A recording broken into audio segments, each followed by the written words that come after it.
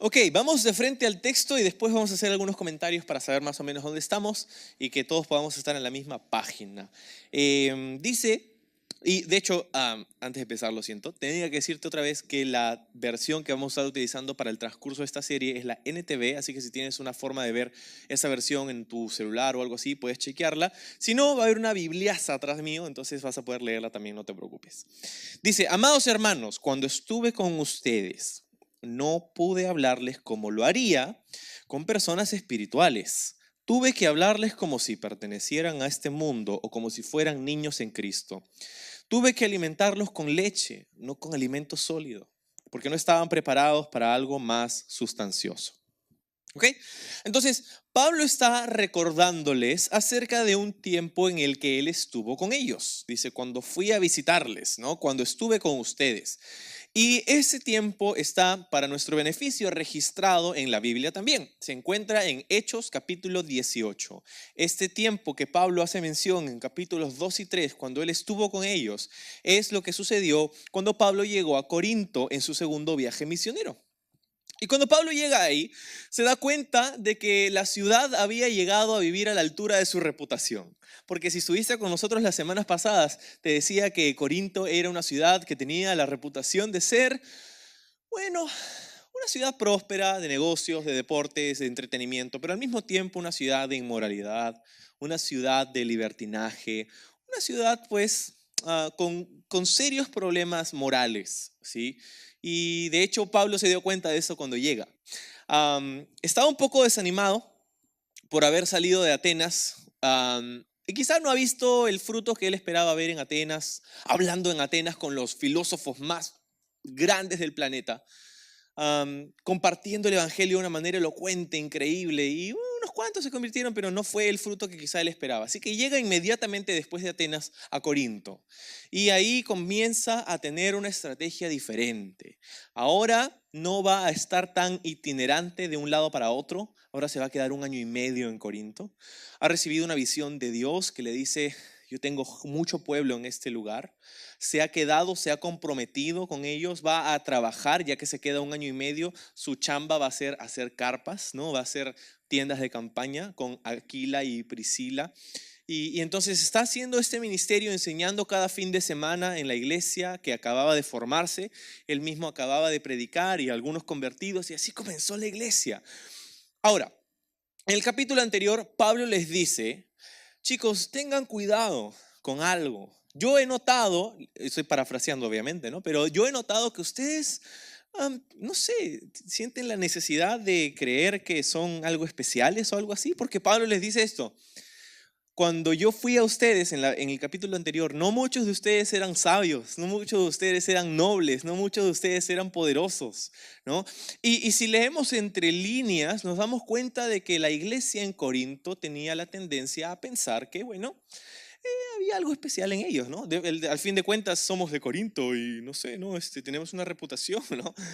Y habían pensado que de alguna manera era algo especiales, ¿no? Mira, y Pablo, ¿te acuerdas que él menciona en el primer capítulo cosas por las que estaba agradecidos? Agradecido él por ellos, ¿no? Estaba agradecido por su elocuencia, por su inteligencia, por sus dones espirituales, por su ferviente anhelo por el retorno de Jesús, pero había un problema y ellos pues tenían la tendencia a buscar su validez en la persona, en el ser humano, en lo que dice un líder o el otro, ¿no? Y entonces están buscando así como que ser validados por esta idea de que si viene el líder de acá, yo soy del líder de allá, y si él me bautizó, entonces esta sensación un poco rara de buscar no sé, su paz, su autoridad, su validez, su identidad en cosas que verdaderamente no son am, lo suficiente como para que nosotros basemos nuestra vida en ellas, ¿no? Entonces, em, ya les ha dicho que no muchos eran sabios, ricos, poderosos, influyentes, ¿no? Ya les ha dicho, mira, date cuenta, ¿no? Cuando yo llegué, ustedes no eran lo que piensan que son ahora, ¿no? Y no solamente eso, sino que ahora agrega una cosa más en el capítulo 3. Dice, ahora les comparte no pude hablarles como lo hago con personas espirituales. Entonces, ahora les dice, no solamente no eran muy ricos, sabios, nobles ustedes, sino que te acuerdas lo que decía, lo vil, lo necio, lo menospreciado, escogido Dios. Y de taquito está diciéndoles como que ustedes son eso, no se olviden, ¿no? Pero no a manera de insulto, sino a manera de abrir sus ojos, porque ellos estaban pensando, sí, míranos, somos la iglesia en Corinto, míranos, ¿no? Si hubieran tenido redes sociales, hubiera tenido de repente millones de seguidores en sus redes sociales, ¿no? Qué chévere, ¿no? Y Pablo dice, no, muchos de ustedes eran youtubers cuando yo llegué a Corinto, en verdad, no eran no eran influencers ustedes. Pero tampoco eran muy espirituales, les dice ahora. No eran muy espirituales. Evidenciado por el hecho de que él no podía, según su propia confesión, hablarles acerca de algunas cosas para los que ellos quizás todavía no estaban listos. Dice, tuve que alimentarlos con leche espiritual. No estaban preparados para un alimento un poco más sólido. Ahora, les dice que ellos estaban actuando como niños. Mira, dice al final del versículo 1 otra vez. Tuve que hablarles como si pertenecieran a este mundo o como si fueran niños en Cristo. Ahora, cuando la palabra dice ahí como si fueran de este mundo, me gusta esta traducción, pero la palabra original ahí es la palabra carnal. Carnal. Y cuando escuchas carnal, tú dices como, ¿qué onda carnal? ¿No? O sea, ¿de qué estamos hablando aquí cuando decimos carnal? O sea, carnal, ¿qué cosa es eso, no? Ahora, si tú has crecido en la iglesia y has tenido años desarrollándote en el mundo cristiano, tú sabes exactamente de lo que estoy hablando, ¿no? Una persona carnal. Ahora, quizá ese no ha sido tu trasfondo, ¿no? De repente carnal no sabes exactamente qué es, ¿no? Y lo que quiere decir esta palabra aquí en la Biblia, que se traduce aquí como alguien que pertenece a este mundo, la idea detrás de alguien carnal es alguien que es dominado por sus deseos y apetitos personales. Vamos a decir, carnales, ¿no? Una persona que piensa en sí misma, una persona egoísta, podríamos decir. Ahora, para tratar de explicar lo que Pablo estaba diciendo o a lo que se está refiriendo con esta palabra, él usa una imagen. Y me encanta porque Pablo está tratando de hacerles entender este concepto, ¿sí? Entonces dice, como carnales primero y después al final del 1, como si fueran niños en Cristo. Esa es la imagen que utiliza para describir esta idea de una persona carnal, una persona como un niño. ¿Cómo es un niño? Lindo, precioso, pero también así de lindo y precioso como es, también hace un poco de desorden, desastre, ¿no? Le quita los juguetes a sus amigos. Esto es mío, no comparte, ¿no? No sabe ir al baño todavía. Hace desastres y no piensa en nadie más que en sí mismo, ¿no? Y esta es la idea, eso es lo que está diciendo Pablo aquí. Estás actuando como un niño, como una criatura, como un bebé en la fe, como un bebé espiritual. Ahora, cuando un bebé hace un desastre, ya sea en la mesa comiendo o en su pañal o fuera del pañal, ¿no? Tú como padre o madre no te molestas por eso, esperas eso. O sea, cuando un bebé hace un desastre, cuando un bebé se hace un desastre, eso es algo que esperas, porque un bebé va a actuar como un bebé. No te vas a molestar con un bebé o con un niño, con una criatura por actuar como un niño. Y de hecho ese es un problema en la paternidad de muchas personas. A veces como padres esperamos que nuestros hijos pequeños actúen como si fueran adultos y no lo son. Entonces no podemos esperar que nuestros hijos actúen como adultos cuando son niños, porque son niños y van a actuar como niños. Entonces, lo que Pablo está diciendo aquí es que así como bebés se estaban comportando algunas personas con respecto a su caminar con el Señor. Son niños espirituales. Pero, o sea, es casi un reproche, ¿no? Porque les está diciendo esto no es bueno. Esto no es bueno. O sea, la razón por la que lo menciona es porque de hecho es algo que tenía que corregir. Ellos tenían que darse cuenta del hecho de que comportarse como un bebé en la fe no estaba bien para ellos. Porque claro, cuando un bebé se comporta como bebé, no te molestas con él o con ella porque obviamente está actuando de acuerdo a su nivel de desarrollo. Pero ahora piensa que ese bebé ya no es bebé, ahora ese bebé tiene 30 añazos y es un manganzonazo de 30 años. Y si ese manganzonazo de 30 años todavía no sabe comer y sigue haciendo desastres en la mesa y sigue haciéndose en el pañal sin saber ir al baño, tú dirías, hay un problema con esa persona, ¿no? Por lo menos. Esto no es normal. Y eso es exactamente lo que estaba pasando con estos creyentes en Corinto. Ahora, este no es un reproche hacia su condición cuando Pablo llegó, porque obviamente iban a ser bebés en la fe, acababan de convertirse, claro que iban a actuar como bebés espirituales, claro que iban a vivir en carnalidad, en moralidad, porque era de donde el Señor los estaba rescatando, pero ellos habían olvidado de donde Dios los había sacado y por eso quizá estaban en este lugar donde, bueno, no habían crecido. Entonces, después de 7 años de haber salido de Corinto, él les escribe esta carta y les dice, no puedo creer que siguen actuando como cuando los visité por primera vez. Sí, y aquí hay un principio importante acerca de nuestro caminar con Dios. Porque el punto es este, no porque hayas hecho algo por mucho tiempo quiere decir que seas un experto en la materia. Y esto quiere decir que no porque hayas caminado con Jesús por 30 años o más, quiere decir que eres maduro. Porque tú puedes haber hecho algo repetidas veces por mucho tiempo, pero quizá no lo has hecho bien, ¿no? Entonces, el simple hecho de que has hecho algo por mucho tiempo no quiere decir que eres un experto en eso, porque puedes que lo hayas hecho mal. Entonces, esta es la razón por la que la madurez espiritual no está directamente relacionada a la edad física, a la edad cronológica. ¿Por qué? Porque hay personas que pueden haber caminado con Jesús por 20 años y seguir siendo inmaduros. Y así también hay personas que han caminado con Jesús por meses y han conseguido un nivel de madurez muy alto. Entonces, la madurez espiritual no es directamente relacionada a la edad cronológica. Pero el problema es que había pasado un tiempo y ellos seguían actuando como bebés, tirando pataletas cuando no tenían su voluntad. Ahora, Pablo va a describir algunas de las características de una persona carnal. Dice el versículo 2, la última parte del versículo 2. Y aún no están preparados, porque todavía están bajo el control de su naturaleza pecaminosa. Tienen celos unos de otros y se pelean entre sí. ¿Acaso eso no demuestra que los controla su naturaleza pecaminosa? ¿No viven como la gente del mundo? Cuando uno de ustedes dice yo soy seguidor de Pablo y otro dice yo sigo a Apolos, ¿no actúan igual que la gente del mundo? Entonces aquí Pablo está demostrando 3 características, 3 evidencias de carnalidad en la vida de una persona y en la vida de una iglesia.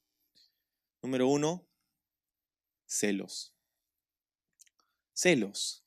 ¿No? Cuando estás mirando, estás viéndolo, esa persona que está haciendo, estás mirando por allá, no, estás mirando y hoy día que tenemos, ¿no? Hoy día miramos las redes sociales y miramos, mira, y tenemos celos y queremos esto, pero no estamos contentos. ¿Cuál es el origen de estos celos entre hermanos?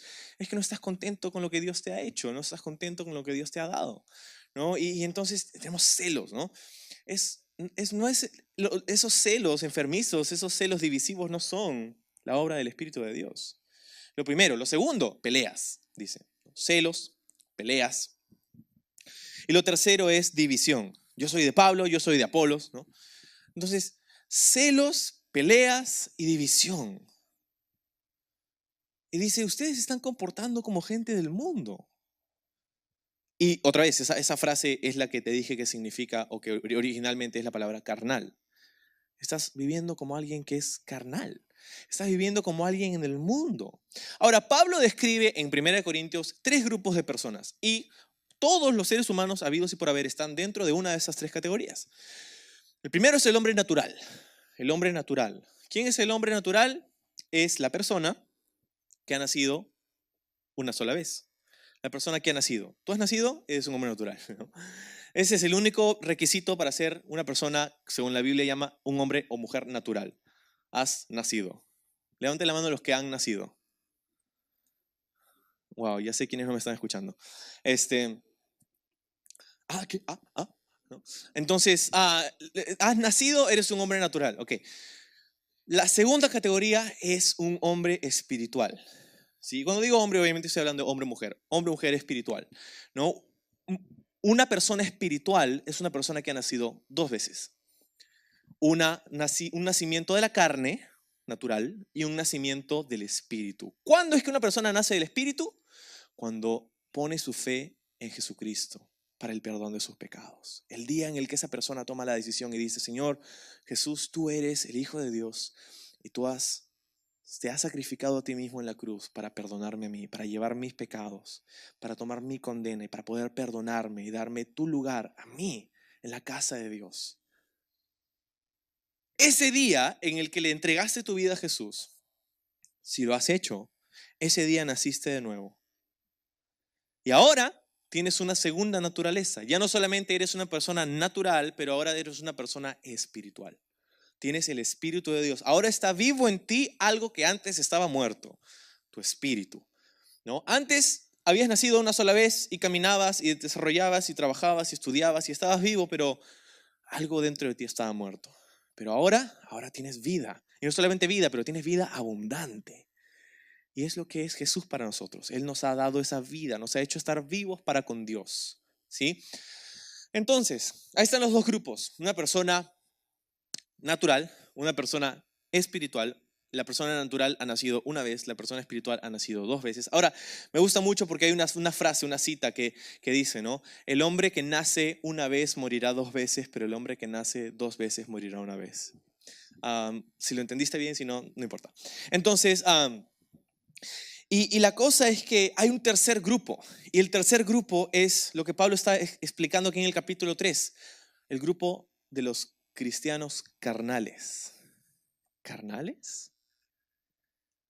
Y la gente se ha preguntado, ¿no? Nos hemos preguntado, ¿es posible siquiera que exista una persona, un cristiano carnal? O sea, esto no es una contraposición, una paradoja, o sea, ¿es posible que alguien sea cristiano y al mismo tiempo sea carnal?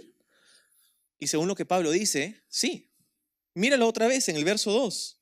Dice, ustedes les he tenido que hablar el verso 1 al final, como si fueran niños en Cristo, dice. Dice que estaban en Cristo, pero que estaban actuando como niños. ¿Cómo? De una forma inmadura, carnal. Entonces, claro que es posible. Claro que es posible. Estas personas son salvas porque han hecho de Jesús su Salvador, pero se han quedado en un nivel de infancia espiritual, de inmadurez espiritual. Y eso es evidente a través de su vida. Es evidente. Y Pablo lo está diciendo desde lejos. Está diciendo, es evidente que ustedes no han crecido espiritualmente por las cosas que se están suscitando. ¿Por qué cosas? Celos, peleas y división. Tú puedes decir que eres espiritual todo el día, pero al fin de cuentas, tu vida va a hablar más fuerte que tus palabras. Entonces, les dice, este tercer grupo de personas carnales no es correcto. No está bien, dice, están actuando como gente del mundo o personas carnales. O sea, piensa en esto. Estas cosas que menciona, celos, peleas, divisiones, son cosas que antes eran normales para ti. O sea, honestamente, ¿no? Celos, peleas y divisiones son el pan de cada día de prácticamente todos los otros ambientes en los que nos desarrollamos. Celos, peleas y divisiones son el pan de cada día del ambiente laboral. Todo el día, ¿no? Celos, peleas y divisiones son el pan de cada día de, tristemente, muchas familias. Celos, peleas y divisiones no deberían ser el pan de cada día de la iglesia. No debería suceder en la iglesia. Y si sucede, es evidencia de que en esa persona hay carnalidad. Está siendo dominada por su carne, no por el Espíritu de Dios.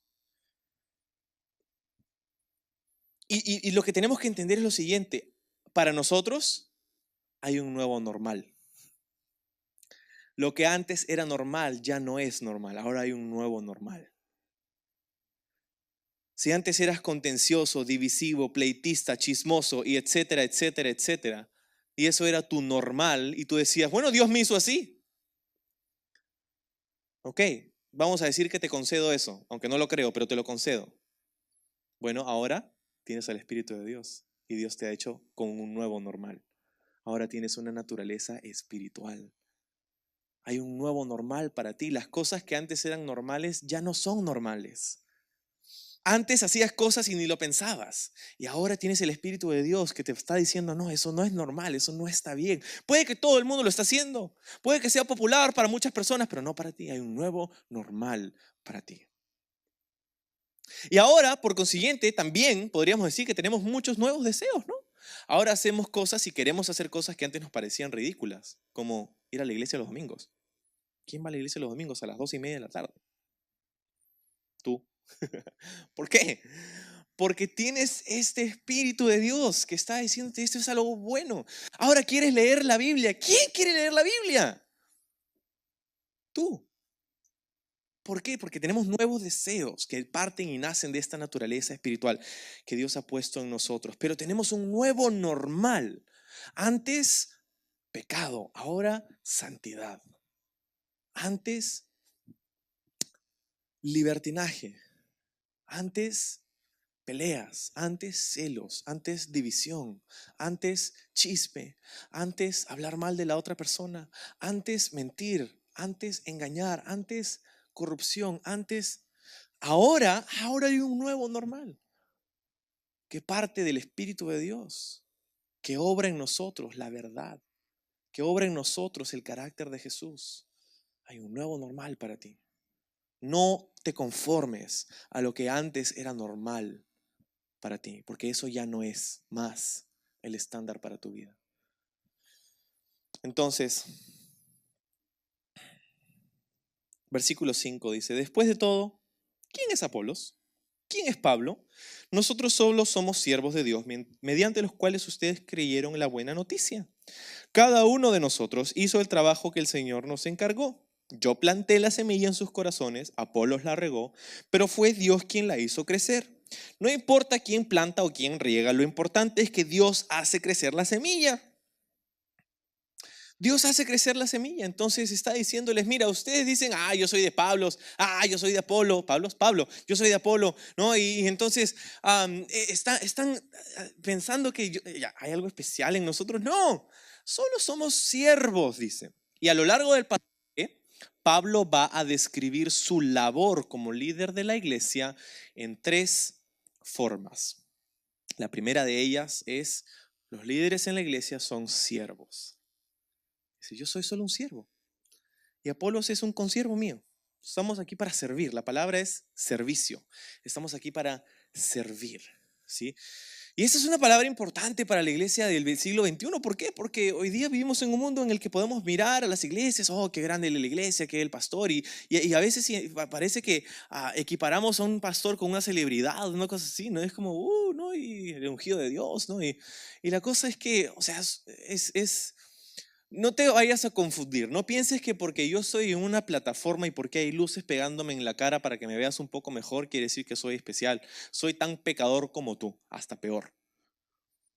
Y la cosa es que hemos sido salvados por la gracia de Dios y somos siervos, estamos para servir. Los líderes de la iglesia estamos para servir a la iglesia, no para manejar, enseñorearnos, tomar provecho, estamos para servir.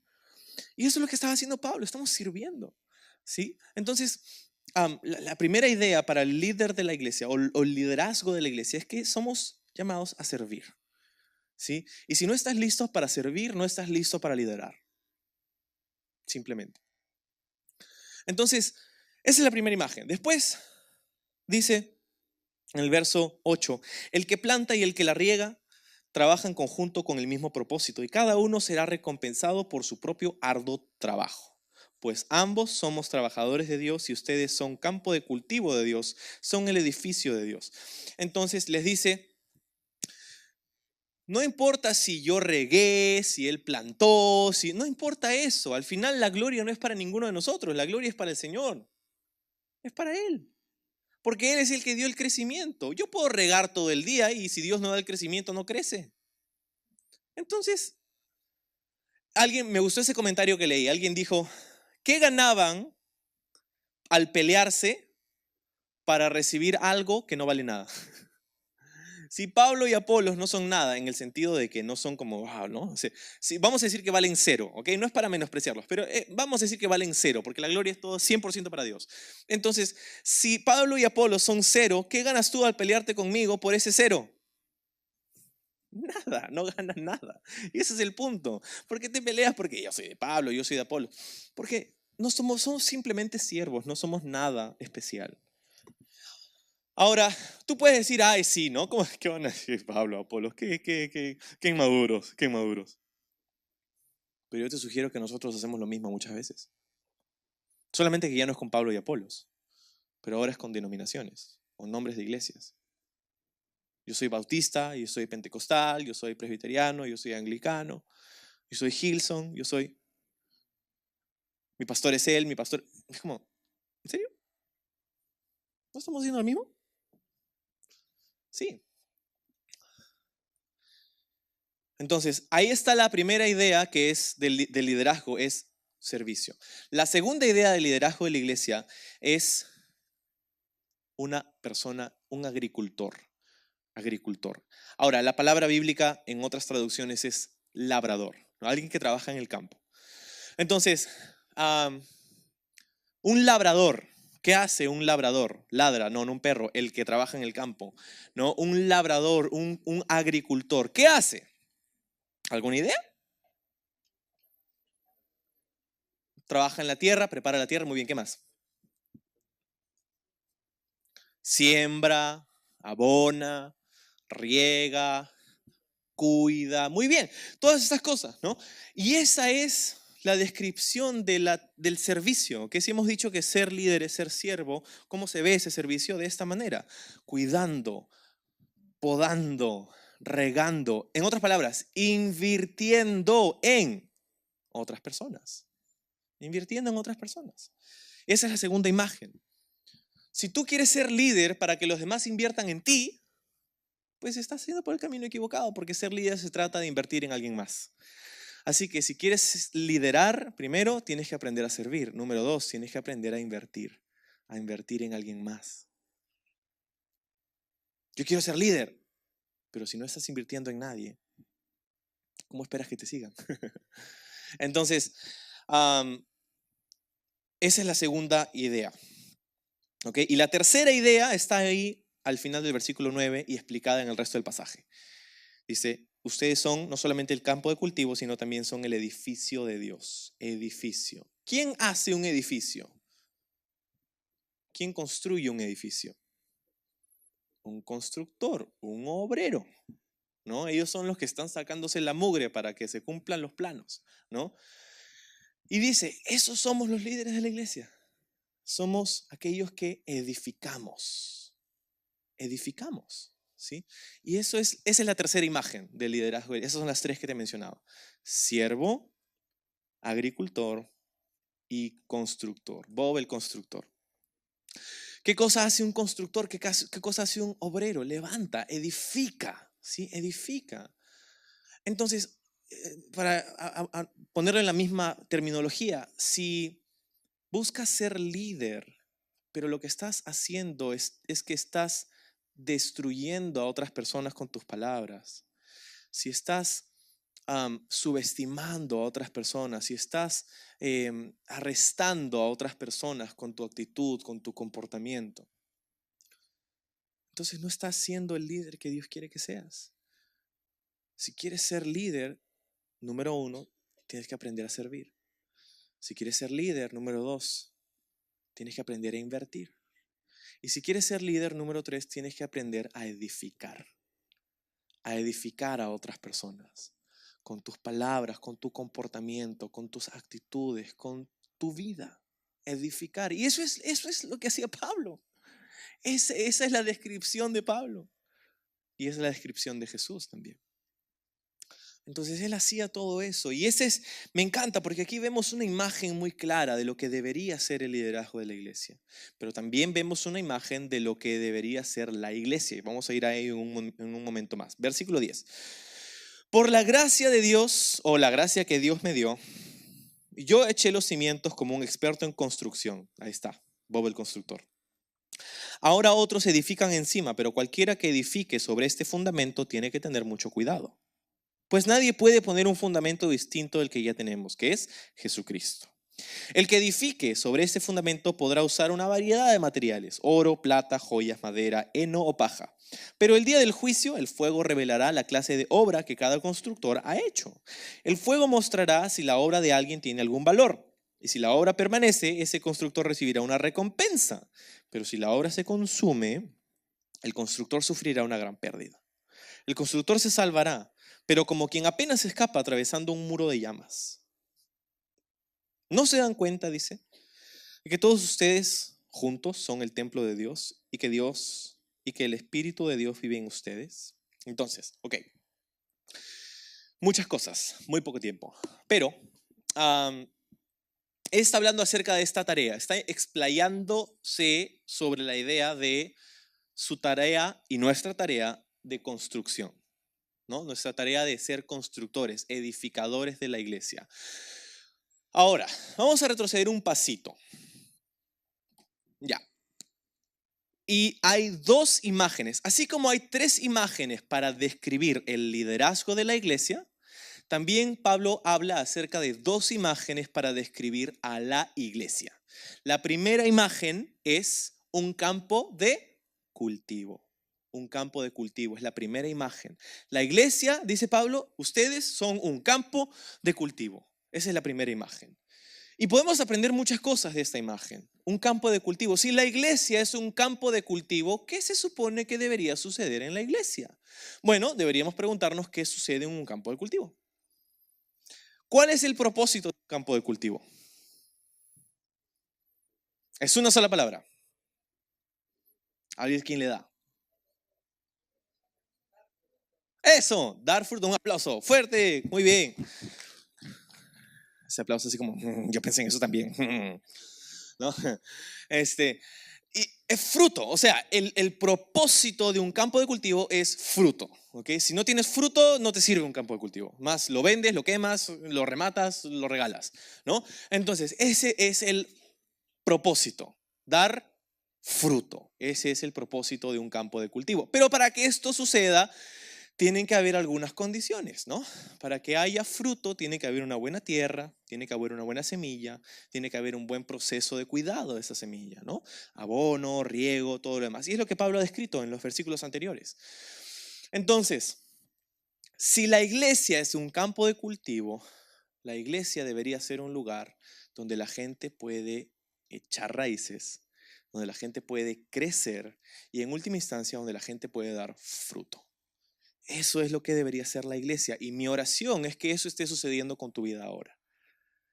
Que tú, y esto no es mi idea, esta es la idea de Dios. ¿Qué es lo que quiere Dios? Que tú seas en la iglesia, seas una persona que echa raíces para poder crecer y dar fruto. Esa es su tarea, esa es su visión, su idea. Eso es lo que Dios quiere de tu vida. ¿Quieres saber cuál es la voluntad de Dios? Te la acabo de decir.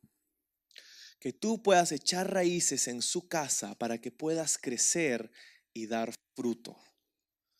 ¿Sí? Si tú sacas a una planta y no la dejas echar raíces y la pones en otro cultivo y luego la sacas de ahí y la pones en otro cultivo, esa planta no va a dar el fruto que podría. Puede que dé un par de frutos por ahí, ¿no? Pero el mayor potencial de esa planta se encuentra en estar plantada. Por eso se llama planta.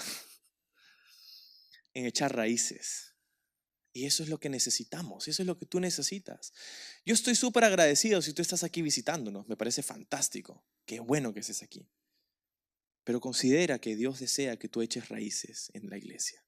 ¿Qué significa eso? Va a significar cosas diferentes para cada uno, pero considéralo, echar raíces. Crecer es lo que Dios desea. ¿Cómo crecemos? Bueno, crecemos a través de la nutrición, a través de lo que el suelo le puede dar a la planta. Y eso para nosotros es la palabra de Dios. Esa es la razón, esa es la forma como crecemos. Es la palabra. Y es la razón por la que hacemos esto todos los domingos.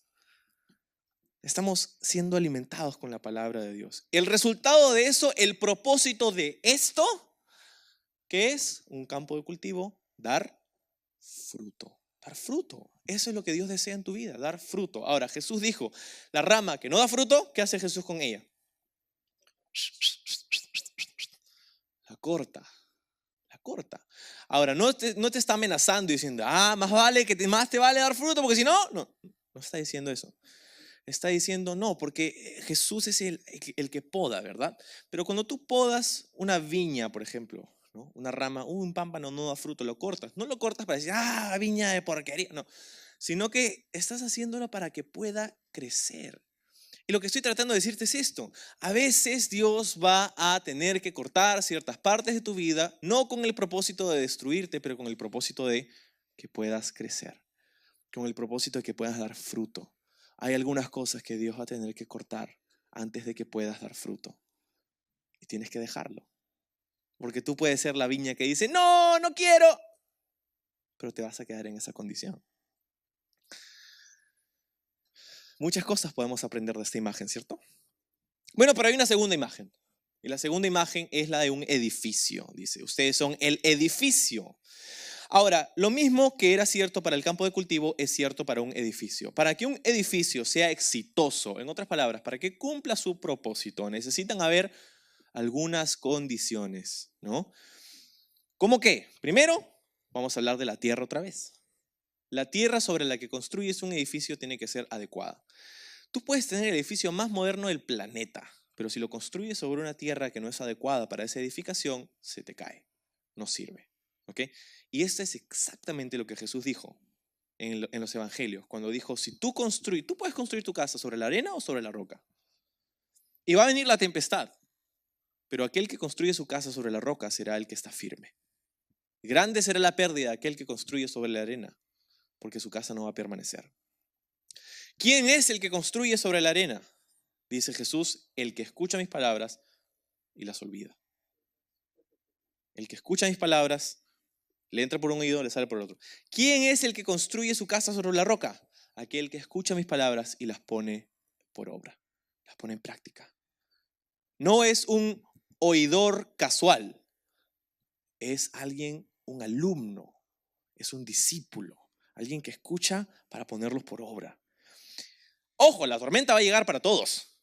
La tempestad va a llegar para el que puso su casa en la playa o el que puso su casa en la montaña, pero el que puso su casa sobre una tierra firme, adecuada, esa casa tiene más probabilidades de permanecer de pie.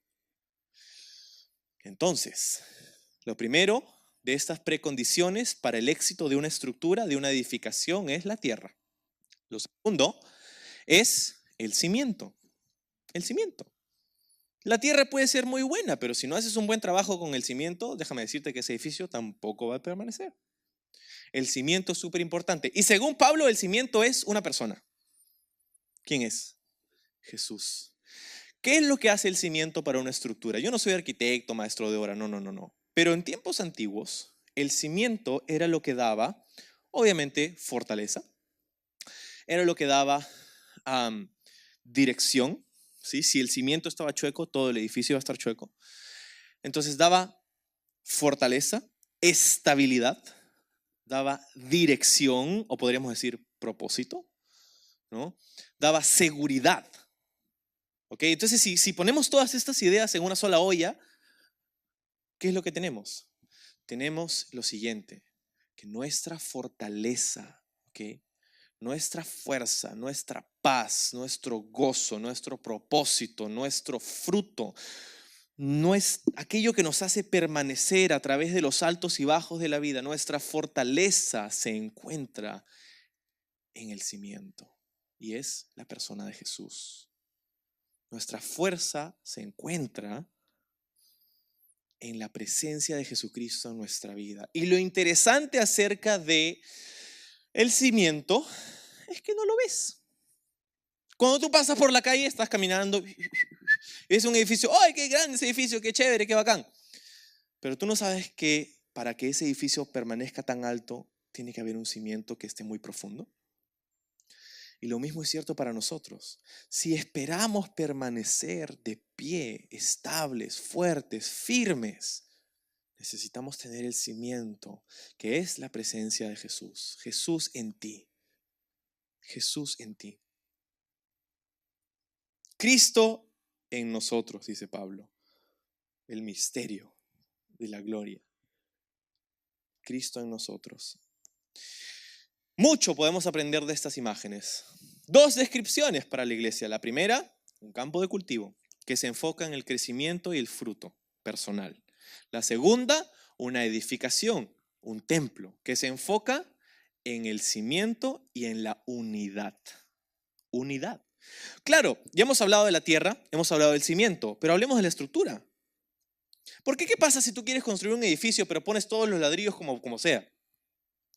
No tienes un edificio. ¿Qué tienes? Una pila de ladrillos. No tienes una edificación. Puedes tener tierra buenísima, un cimiento espectacular, pero si los ladrillos están por todas partes, eso no es un edificio. Y muchas veces en la iglesia queremos operar como un edificio, pero los ladrillos están por todas partes. ¿Podremos ser una edificación si los ladrillos están por todas partes? ¿Podremos funcionar como un templo que tiene la presencia de Dios dentro, la gloria Shekinah, el lugar santísimo? ¿Podremos ser ese lugar? ¿Podremos ser aquello que contenga milagrosamente el poder del Espíritu de Dios en nosotros si estamos dispersos por todas partes? Si cuando decimos, te invitamos a que seas parte del equipo, tú dices, ¿el equipo de qué? No, yo para mí que no. Si cuando te decimos, ven a las clases ADN para que puedas involucrarte, encontrar tus dones, encontrar tu lugar, dices, no, no tengo tiempo. Si cuando te decimos, entra a un grupo de conexión, dices, no sé, estás por todas partes. ¿Podremos funcionar como un edificio? No, ¿verdad? Unidad. Qué importante entender estas ideas sobre la iglesia de Jesucristo. Porque, ojo, estas no son nuestras ideas. Esto es lo que Jesús tenía en mente para su iglesia. Verso 17 dice, Dios destruirá cualquiera que destruya este templo, pues el templo de Dios es santo y ustedes son este templo. Dejen de engañarse a sí mismos. Si piensan que son sabios de acuerdo a los criterios de este mundo, necesitan volverse necios para ser verdaderamente sabios. Pues la sabiduría de este mundo es necedad para Dios. Como dicen las Escrituras, Él atrapa a los sabios en la trampa de su propia astucia. Y también el Señor conoce los pensamientos de los sabios, sabe que no valen nada. Así que no se jacten de seguir a un líder humano en particular, pues a ustedes les pertenece todo, ya sea Pablo, Apolos o Pedro o el mundo, o la vida o la muerte o el presente o el futuro. Todo les pertenece a ustedes y ustedes pertenecen a Cristo y Cristo pertenece a Dios. Entonces, Pablo termina con la idea de que nosotros tenemos la capacidad de edificar, ¿sí? Hemos hablado acerca de los materiales, ¿no? De las piedras preciosas, metales, oro, o puedes edificar con paja y heno y madera. Y lo que Pablo ha venido diciendo sobre esto es que tenemos que tener cuidado cómo edificamos. Si tu vida es una estructura, una edificación, ¿con qué materiales estás construyendo? Dice, aquel que construyó va a pasar por el fuego. Dice, tú vas a pasar por el fuego. ¿Qué? ¿Estamos hablando acerca de el infierno acaso? No. Estamos hablando acerca de la inspección de Jesucristo. Toda edificación pasa inspección, ¿no? Y en nuestro caso, la inspección la pasamos delante de Jesús. Cuando la Biblia describe a Jesús en Apocalipsis capítulo 1, dice, su cabello brillaba como el sol y sus ojos como llamas de fuego. Fuego. Y tenemos que tener cuidado de cómo edificamos. ¿A qué le has dedicado tu vida? ¿A qué le estás dedicando tu vida? Sí, es posible que seas salvo y vayas al cielo, pero cuando llegues ahí, te entristezcas un poco. ¿Cómo? ¿Entristecerme en el cielo? Sí. Tú sabes que el libro de Apocalipsis dice que Dios enjugará nuestras lágrimas, ¿no? Eso quiere decir que pueden haber lágrimas en el cielo. Y me atrevo a decir que una de las razones por las que quizá nos entristeceremos en el cielo, por más loco que sea pensar en esto, es porque nos hemos dado cuenta que quizá hemos desperdiciado parte de nuestra vida. Yo no creo que nadie de nosotros va a llegar al cielo a decir, me hubiera amarrado más al trabajo, carambas. Ay, me hubiera comprado una casa más grande, me hubiera endeudado unos 50 años más para comprarme esa casa, ese carro que tanto deseo. Ninguno de nosotros va a llorar por eso. Más bien, creo que podríamos llorar por ver nuestra vida en la tierra y decir, ¿cómo desperdicié mi vida en madera, heno, en paja? Construí? ¿Qué hice con mi vida? ¿Qué hice con la vida que me diste? ¿Qué has hecho y qué estás haciendo con la vida preciosa que Cristo te ha dado? ¿Estás edificando tu casa con paja y heno y madera? Entonces, ten cuidado cómo edificas, pero también tienes que saber que el Espíritu de Dios está en ti. Entonces, hemos hablado acerca de tres cosas. Hemos hablado acerca del liderazgo de la iglesia, hemos hablado acerca de lo que debería ser la iglesia y hemos hablado acerca de la carnalidad al inicio del pasaje. Pero para terminar este primer punto con el que empezamos sobre la carnalidad, ¿cuál es la solución para una persona que quizá ha reconocido qué parte de esto es cierto en sí? La carnalidad, un cristiano carnal. Jesús, tú eres mi Salvador, pero no necesariamente has sido mi Señor. ¿Cuál es la solución? Yo creo que la solución es simple, pero toma mucho de nosotros. Hay dos cosas que vienen a mi mente para la solución de la carnalidad. La primera cosa es hay dos palabras, humildad o humillación. Humildad o humillación. ¿Cuál de esas te corresponde a ti? Tú decides. Hay una diferencia entre humildad y humillación, ¿no? Yo prefiero hacerme humilde antes de que Dios me humille. Pero una de esas dos nos va a tocar. Entonces, ¿qué cosa estoy diciendo con respecto a la humildad y la carnalidad? Es que cuando se trata de la carnalidad y la solución en la humildad, estás diciendo que estás tomando responsabilidad de tus acciones. Estás tomando responsabilidad de las cosas que dices, que haces, de las decisiones que has tomado. ¿Verdad? Porque cuando caminas en carnalidad, cuando estás en la carne, no estás pensando en nadie más que en ti. Y eso hace que afecte, tus relaciones interpersonales con los demás. Porque siempre que piensas en ti, otras personas van a terminar heridas.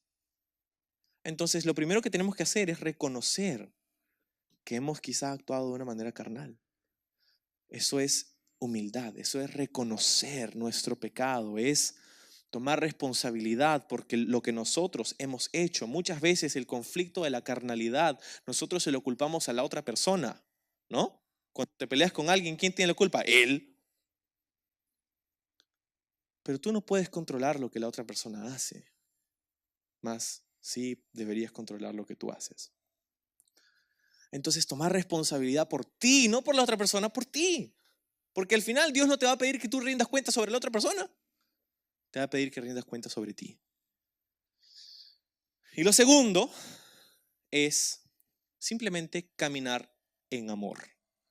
Caminar en amor. ¿Cómo?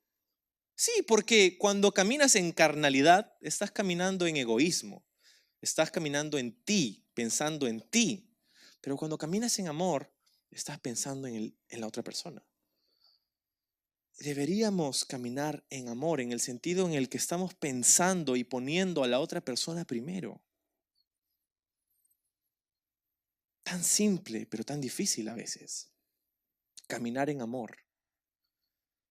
Dar preferencia a la otra persona.